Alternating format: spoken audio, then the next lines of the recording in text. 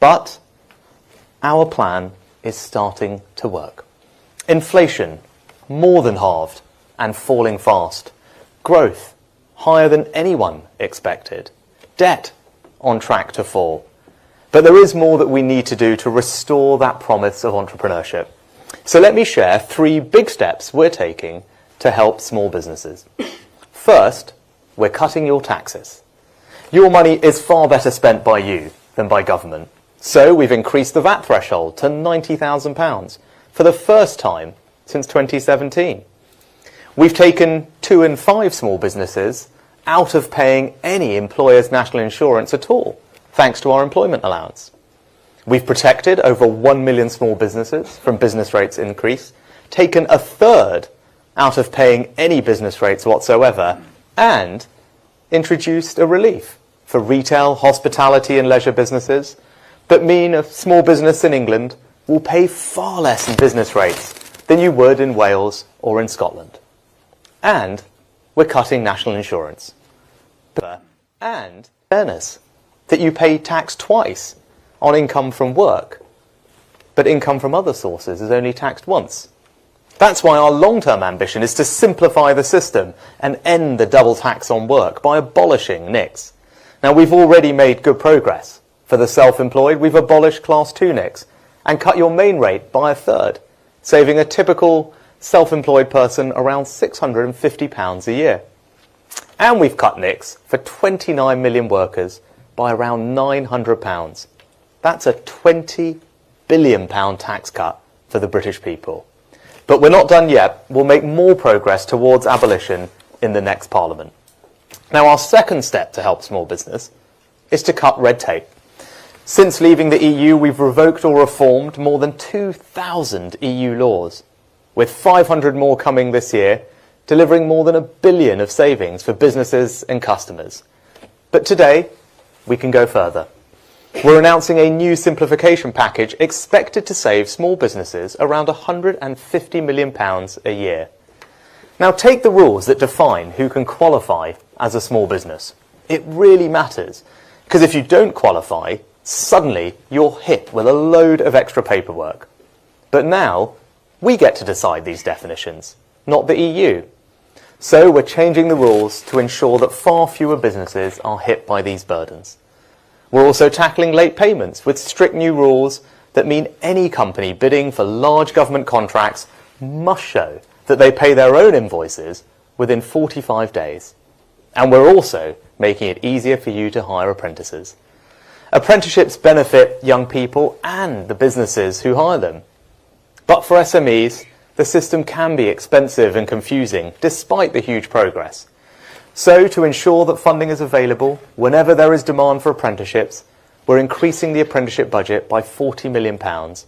And for small businesses hiring young apprentices, we will now fund the cost of their training in full. This will cut costs for businesses and training providers and support thousands more young people to start an apprentice. Now, as well as cutting taxes and red tape, our third step is to make it easier to get the finance you need to start, grow or invest in your business. For early stage businesses, we've already made the tax reliefs on investment far more generous. We've deployed hundreds of millions to the Regional Angels programme. For larger companies, we've committed £1.6 billion into growth funds in every region of the country, including £400 million right here in the Midlands, as well as the £1 billion startup loan scheme, which has helped over 100,000 businesses, like Castor, started by 2 brothers in their parents' kitchen in the Wirral, and now this is all about the government directly funding exciting high-growth businesses right across our country. And I genuinely believe it is one of the most generous sets of schemes anywhere in the world. So get on gov.uk and see if you can benefit. But I recognise there has been a gap. Female founders receive just 2% of equity investment, and that figure hasn't budged in a decade. So to change that, we're announcing a new Invest in Women task force, led by Hannah Bernard from Barclays and serial entrepreneur Debbie Wasco. It's going to raise a female-focused investment fund to address that gap. The best place in the world to be a female founder. So, lower taxes, less admin, better access to finance. That's how we're backing our small businesses. Because in the end, the economy isn't some abstract thing. It's about you. 5.5 million risk takers, growth makers, job creators. And our role is to create the conditions for you to thrive, to make sure that your hard work and aspiration is rewarded, and to restore that promise of entrepreneurship. We're not there yet, but we are absolutely moving in the right direction. So let's stick to the plan and build a better, brighter future together. Thank you.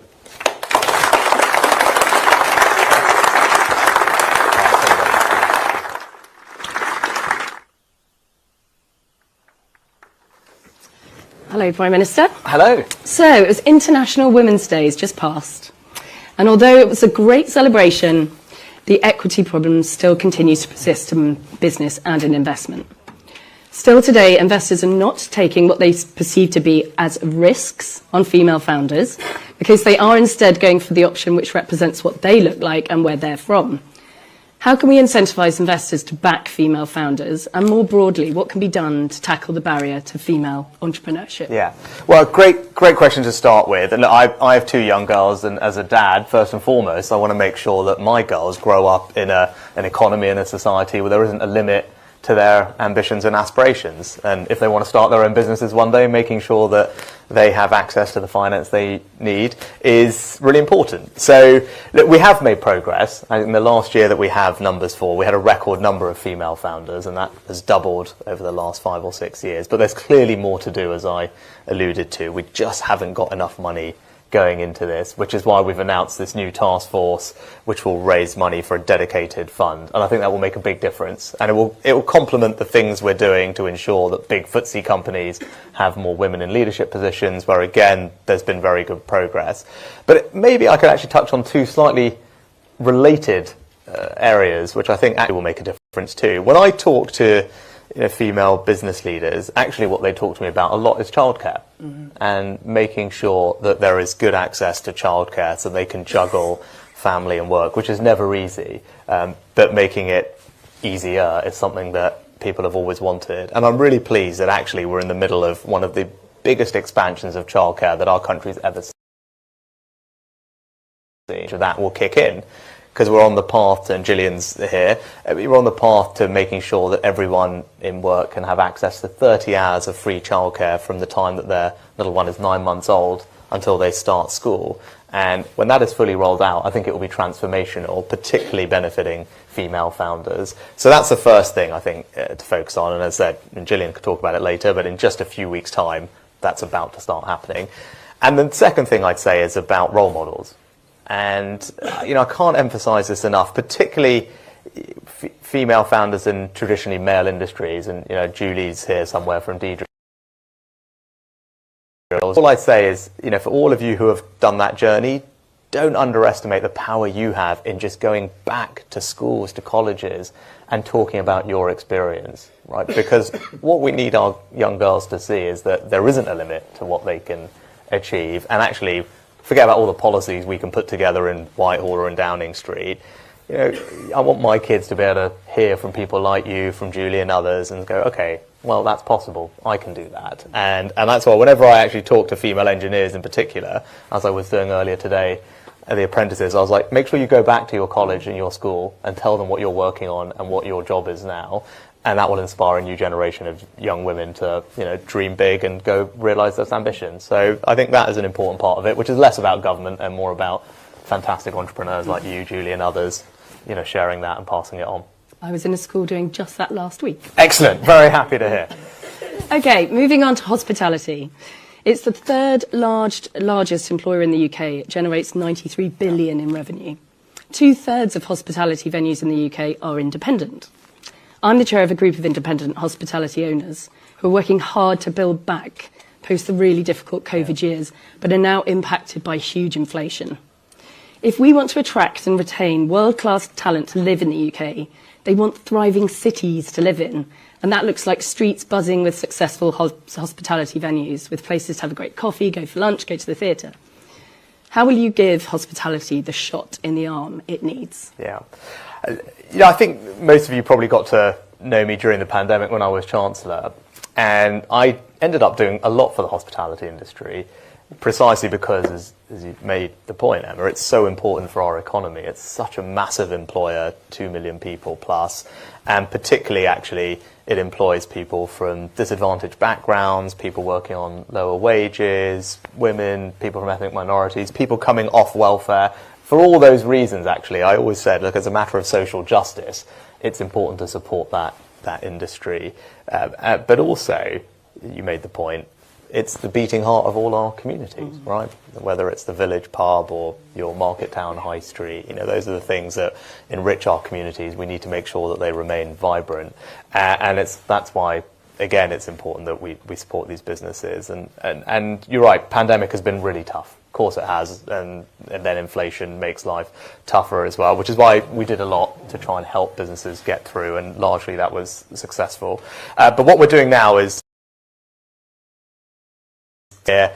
from businesses in this industry is business rates, and they'd say, hang on, before I've had a single customer through the door, I've already got hefty business rates bill. So the focus of our policy over the last few years has been constantly freezing and cutting business rates, to take out, I think, almost now a third of all small retail hospitality businesses from paying any business rates at all. I mean, these are billions of pounds of tax cuts that we've found the money for.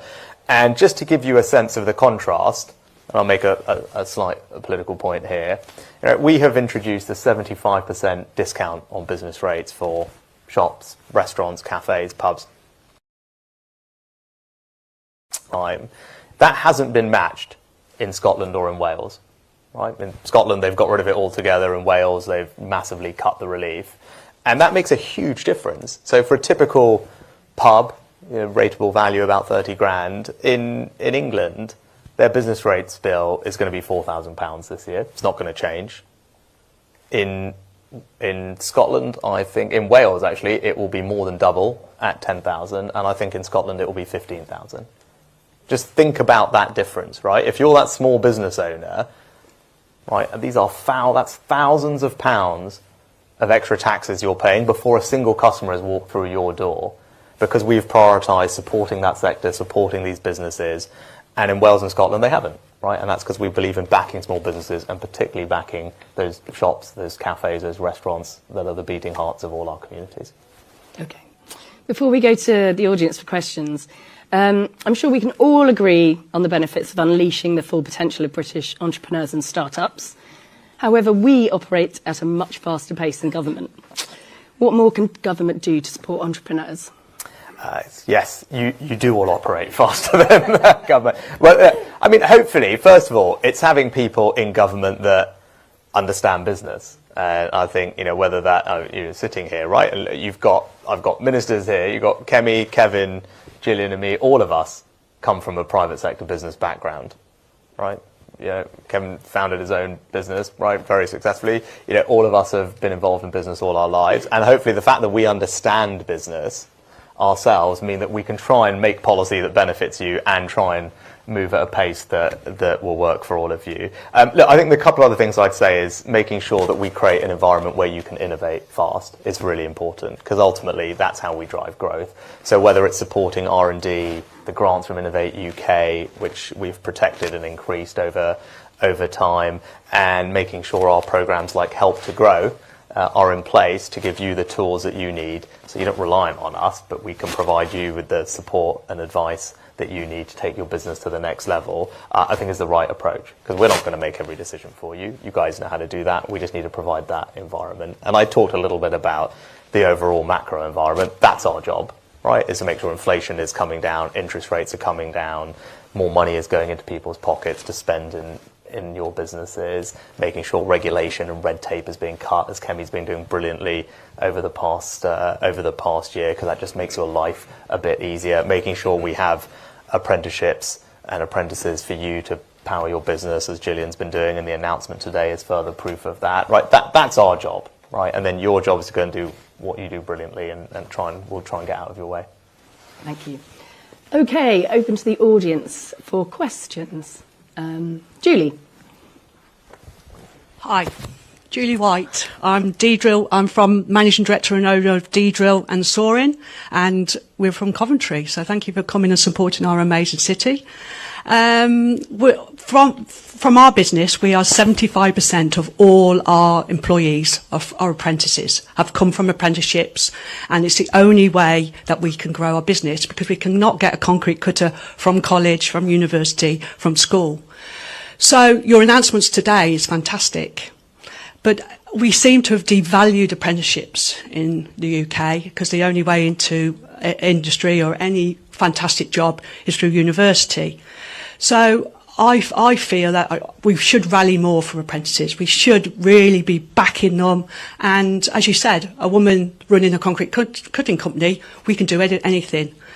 Also, like the construction industry right now, this week, we open doors. And so I've got 5,000 school children and college people and university coming into over 250 sites in construction. So we're showing them there's 2,000 different jobs in construction. So that's what we're trying to do in construction, but we need the young people to come into apprentices. So your fantastic announcement today, I can see it, but how do you think it's really going to work for us SMEs, the ones that are employing, the ones that have got the technology, the ones that are doing the do? Yeah. And remember, £1 spent in construction, £3 goes back to the great economy. 1 in 10 of us is in construction. So how do you think it's going to fit? What you've announced this morning, how do you think it's going to work? Perfect. Thanks, Julie. Well, and nice to be in your hometown. Any Coventry fans in the audience? Yeah, there we go. Good weekend. So, look, I'll get into the policy stuff in a second. But if you just want to know, in a simple one sentence, how important apprenticeships are to me, then I'll just tell you this. For the first time in our country's history, we have an apprentices education secretary. Right, and she's sitting in front of you. So we'll get into all the policy stuff in a second, but for anyone who wants to know, do I care about apprenticeships? Do I believe in apprenticeships? Yeah, for the first ever time, we've got an apprentices education secretary deliberately, because I think they're fantastic and we should champion them every day. You know, from a kind of, let's get into the detail of it. I think what you said was right a decade ago about the perception of apprenticeships, but because of the work over the governments over many years now, since 2010, I think we have changed that, right? But in 2010, there were no quality controls properly for apprenticeships, so they had been devalued, right? But we introduced the Institute of Apprenticeships. We have now 650 standards that we created in conjunction with all of you and your trade associations to make sure that these are quality apprenticeships, and we got rid of the ones that weren't. We put proper training in there, and we created the apprenticeship. And now is completely, radically different from what we inherited in 2010, and it is now a world-class system. People always say, oh, Germany, Germany. We have way more jobs in our country that you can do through an apprenticeship than they do in Germany. In fact, twice as many. Right? I mean, it's very counterintuitive, right? You wouldn't expect that, but that's how much of a good job we've done making sure that we've got apprenticeships for everybody over the past few years. Now, making sure that small businesses in particular can access them is important. Why? Because small businesses disproportionately hire young apprentices. And we want to make sure that all the fantastic people that I met this morning, have the opportunities they need to have fulfilling careers. And that's why the announcements today are important. So, you told us that the bureaucracy of onboarding the whole apprenticeship was a nightmare. Kemi, Gillian, Kevin and others took it away, and we fixed it, and now you can see in the data, way easier and better for you, so hopefully you appreciate that. And then you said, look, it's the contribution that we have to make means that we can hire less. So today we've announced that we're scrapping it, so it will be completely free for you to take on that apprenticeship. You won't have to pay for the training. We'll do all of that. And thirdly, what you've said to us is there are big, large businesses that want to spend their levy with small businesses, but we've got a cap on that at 25%. So we've taken that all the way up to 50% today. I think so those things taken together are going to mean that tens of thousands more apprenticeships will be created, and that's going to be brilliant for young people. But the thing all of us collectively need to do is to change the culture in this country. Now, we're going to do that and do our bit, and Gillian can do that better than most. But all of us need to make sure that young people know that having an apprenticeship is a fantastic route into work and to build their life and their career. That's what we all believe. I don't think everyone has to go to university at all. right? You know, apprenticeships now work for pretty much every career, and they're a great route for achieved. And one of the things I'm really proud that we did was put apprenticeships on the UCAS system. Well, that might seem like a small thing, but in the classroom, my view is there shouldn't be this artificial divide between all these people going off to university, get to do this UCAS process, and everyone who's not doing that somehow is a second-class citizen. That can't be right. So we've just got to end that kind of distinction, and just putting apprenticeships on the UCAS system is another step to changing the culture. Having people like you and everyone else champion it as a model is how we're going to keep going. But I was meeting them all today. I mean, they are so excited about their future, all the young apprentices here. You talk to them about their career. You know, I believe that our announcements today and the support of Kemi and Gillian and others means that we will have young people doing absolutely what they want through apprenticeships, and that's going to be something that's brilliant for them, brilliant for the country. Thank you. One more. George?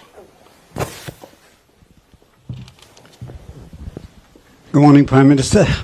My name's George Paul. I'm chairman and owner of a company called Bradbury's Cheese, in now our 140th year in business. It was less than 8 years ago that we were persuaded, pushed in fact, from the DBT, who changed our approach to being a home bird, so to speak, and we embarked on exporting with their considerable help. And today we do around £10 million a year into 20 countries as a direct result. I won't tell you the commercial benefit that brings, but you can be assured as a Yorkshireman, I need that certainty that that it's a good return, and it has been. What advice could you give as Prime Minister for budding entrepreneurs, small companies, both in food trade and allied trade and all the rest of the great British industry, to take that leap to look for success and do it a little earlier than I did? I wish I'd done it 25 years ago, but there wasn't the environment. The environment's got better and better to support exporters, and to do it for themselves, to do it for the company, and do it for the country. Yeah. Well, George, I think everyone will want to join me in just saying thank you to you and your family for what you've done, actually. It was really impressive.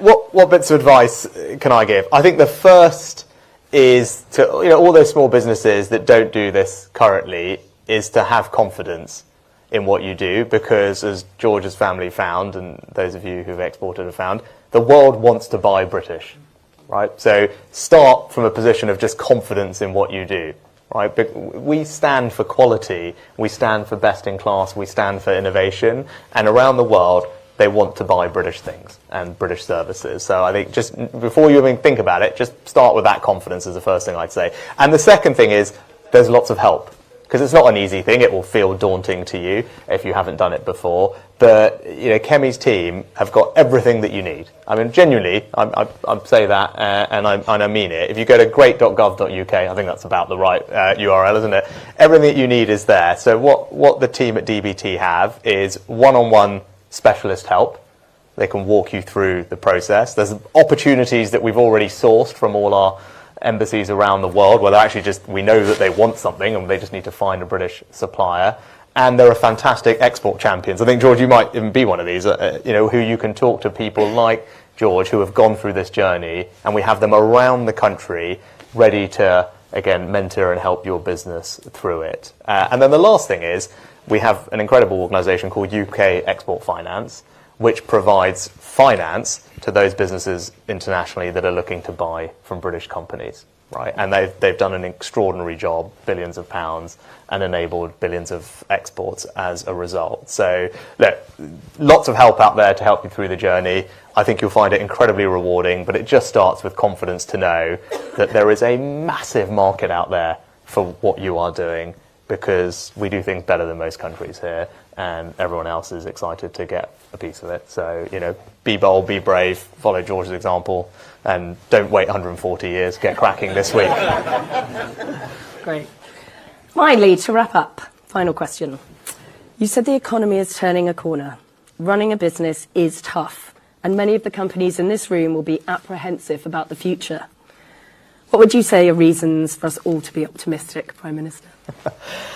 Look, I'll start with the macro picture, because crikey, it's been tough, right? I mean, of course it's been tough. What a tough few years. COVID, then we started recovering from that, then war in Ukraine, energy bills, inflation. Like, none of that is easy. Not easy for me, not easy for any of you. But we really have turned a corner at the start of this year. Inflation has been more than halved. Mortgage rates, energy bills falling, wages rising, consumer confidence, business confidence increasing. And because of all of that, we've been able to meaningfully start cutting taxes. Cutting taxes for individuals, £900 for someone on average salary, that's significant. Cutting taxes for businesses that are investing, right, which was done in the autumn, which will help drive growth into the future. So look, that's the backdrop, right? After a tough couple of years, we're now pointing in the right direction, and that actually gives me a lot of confidence for the future. But you don't have to take my word for it, right? You can see it in what CEOs around the world are saying and doing. When you look at these surveys that are done by companies like PwC, where do global CEOs want to invest? They want to invest here in the UK, right? And you saw that in the Global Investment Summit that Kemi hosted at the end of last year. We had 3 times the amount of money committed to the UK than we'd had the last time around we did that 2 years ago, right? 3 times, something like 30, 40 billion pounds worth. We've got Nissan making a new generation of electric vehicles up in Sunderland. We've got Jaguar Land Rover doing the same further south. Ørsted are building the world's biggest offshore wind farm off the east coast. And we've got Microsoft and Google pretty much doubling their footprint of data centres in the UK. So look, they're all voting and with their feet and with their pockets the best. But ultimately, why am I confident? I'm confident because I get to spend time with people like all of you. Right, and you just, Richard's over there, right? I mean, everyone should just spend 5 minutes with Richard after this if they want to feel optimistic. Richard runs a barber shop that's expanding, not just in the UK, but over to the US. What an incredible success story, right? Or, Tom, who runs Castor, who I referenced in my remarks, is on all my business councils, right? Literally, kitchen table of his parents' home in the Wirral, and now it's a global brand that all of you will see when you're watching your sport at the weekend, right? And we have so many fantastic entrepreneurs like all of you. That's what ultimately gives me confidence for the future. And I think we are now creating the conditions which will allow you to keep growing, keep investing, keep expanding, keep creating jobs and opportunity for young people. And that's exciting. And after a tough couple of years, I really think the plan we put in place is starting to show that it's working. Change is being delivered, and all of you will be able to take that and create a brighter future for everyone, not just your families, but actually for the whole country. And that's what we're going to keep going and keep on delivering. Thank you. Perfect. Thank you very much. Perfect. Great.